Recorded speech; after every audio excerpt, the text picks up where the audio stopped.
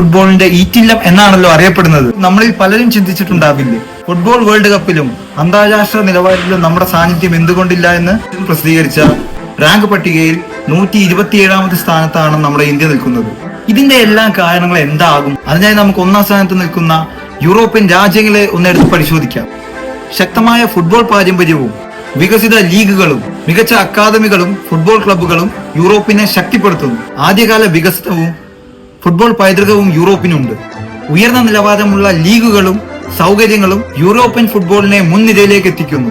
ഇതിനായി ചെറിയ പ്രായത്തിലെ കുട്ടികളെ പരിശീലിപ്പിക്കാൻ മികച്ച രീതിയിലുള്ള ഗ്രാസ് റൂട്ട് ട്രെയിനിങ് പ്രോഗ്രാമുകളും യൂറോപ്യൻ കൺട്രികൾ നടപ്പിലാക്കുന്നു.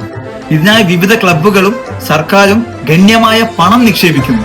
ഇതിനായി വിവിധ ക്ലബ്ബുകളും വ്യത്യസ്ത കമ്പനികളും ഗണ്യമായ സ്കോളർഷിപ്പുകൾ നൽകുന്നു. മികച്ച ട്രെയിനിങ് സെന്ററുകളും മികച്ച ഓർഗനൈസിംഗ് സിസ്റ്റവും യൂറോപ്പിന്റെ സവിശേഷതയാണ്. ഇവയെല്ലാം നമ്മുടെ ഇന്ത്യയിൽ നടപ്പിലാകുന്നുണ്ടോ?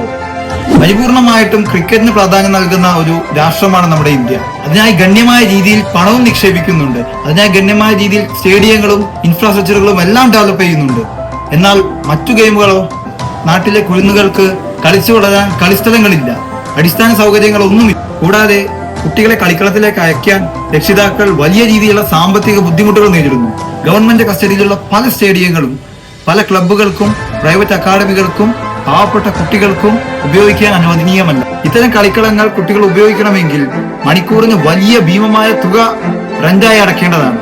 അതുകൊണ്ട് തന്നെ പല കായിക താരങ്ങളെയും വളരെ വലിയ രീതിയിൽ ഇത് നിരുത്സാഹപ്പെടുത്തുന്നു. പല കായിക താരങ്ങൾക്കും വേണ്ട രീതിയിലുള്ള പ്രോത്സാഹനം ലഭിക്കാത്തതിനാൽ പല കായിക താരങ്ങളും പല ഫുട്ബോൾ താരങ്ങളും എല്ലാം കളം വിട്ടുപോകുന്നു. ഇതിനെല്ലാം ഒടുവിൽ വേൾഡ് കപ്പ് നടക്കുമ്പോഴും ഇന്റർനാഷണൽ കോമ്പറ്റീഷൻസ് നടക്കുമ്പോഴും നമ്മുടെ കായിക താരങ്ങൾക്ക് ഒന്നും ലഭിച്ചില്ലല്ലോ എന്ന നിരാശ കാണിക്കുന്നു.